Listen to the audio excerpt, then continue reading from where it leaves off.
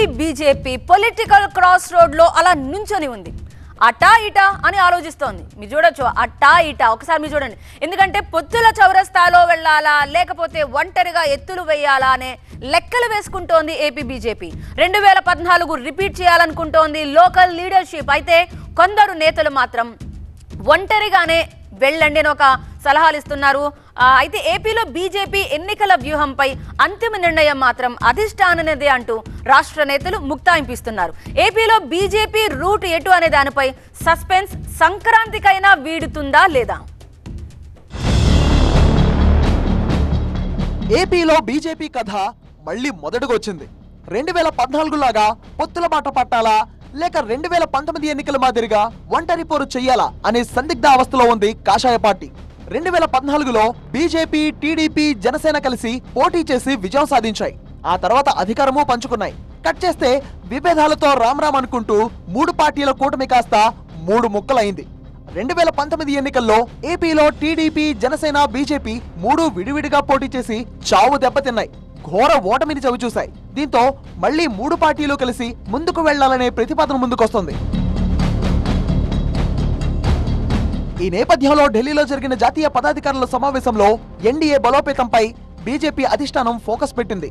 రాష్ట్రాల్లో కూటమి, పొత్తులు, సీట్ల సర్దుబాటుపై నజరు వేసింది. స్థానికంగా పొత్తులపై రాష్ట్ర నాయకత్వం అభిప్రాయానికి పెద్దపీట వేయాలని కాషాయ పార్టీ హైకమాండ్ భావిస్తున్నట్టు సమాచారం.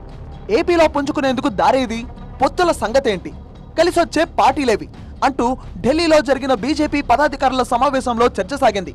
గెలిచిన రాష్ట్రాల నుంచి అనుభవాలు, ఓడిన రాష్ట్రాల నుంచి పాఠాలు నేర్చుకోవాలని నేతలు నిర్ణయానికి వచ్చారు. 2 రోజుల బీజేపీ జాతీయ పదాధికారుల సమావేశంలో రాష్ట్రాల నేతలకు దిశానిర్దేశం చేశారు అమిత్ షా.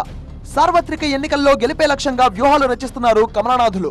ఎన్నికల వరకు ప్రజల్లోనే ఉండాలని స్థానిక నేతలను ఆదేశించారు. ప్రభుత్వ పథకాలు, సంక్షేమం, అభివృద్ధి గురించి విస్తృతంగా ప్రచారం చేయాలని సూచించారు. ఏపీ సహా వివిధ రాష్ట్రాల్లో పొత్తులపై బీజేపీ హైకమాండ్ ఫోకస్ పెట్టింది. కూటమి కట్టే విషయంలో రాష్ట్ర నాయకుల అభిప్రాయం కోరింది.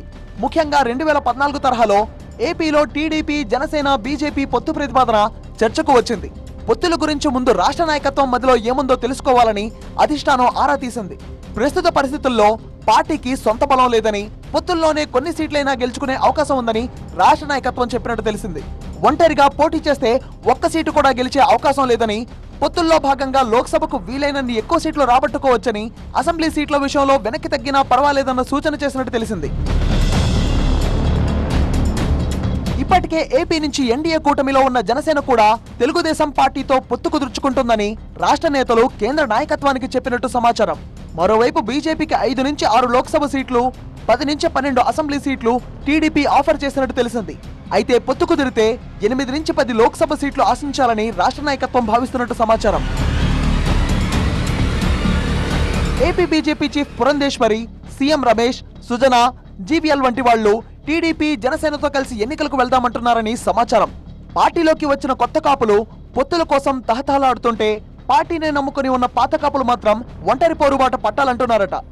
ఏపీ బీజేపీ మాజీ చీఫ్ సోము వీర్రాజు, విష్ణువర్ధన్ రెడ్డి లాంటి వాళ్లు రాబోయే ఎన్నికల్లో ఏపీలో పొత్తు లేకుండా సింగిల్ గానే బీజేపీ పోటీ చేయాలని సూచిస్తున్నారట.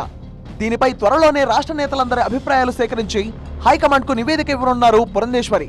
అయితే ఏపీలో పొత్తులపై అంతిమ నిర్ణయం జాతీయ నాయకత్వమే తీసుకుంటుందని జీవీఎల్ వంటి నేతలు చెప్తున్నారు. బీజేపీ ఎన్నికల్లో ఎలాంటి ప్రణాళికలో ముందుకు వెళ్ళాలి అన్నది కేవలం బీజేపీ కేంద్ర నాయకత్వం నిర్ణయించేటువంటిది. మా ఎన్నికల్లో ఎవరెవరితో పొత్తులో వెళ్ళాలి అన్నది మా కేంద్ర నాయకత్వం నిర్ణయిస్తుందని మేము 6 నెలల నుంచి వరుసగా చెప్తున్నాం. ఇంకా ఆ నిర్ణయం, అంతిమ నిర్ణయం జరగలేదు.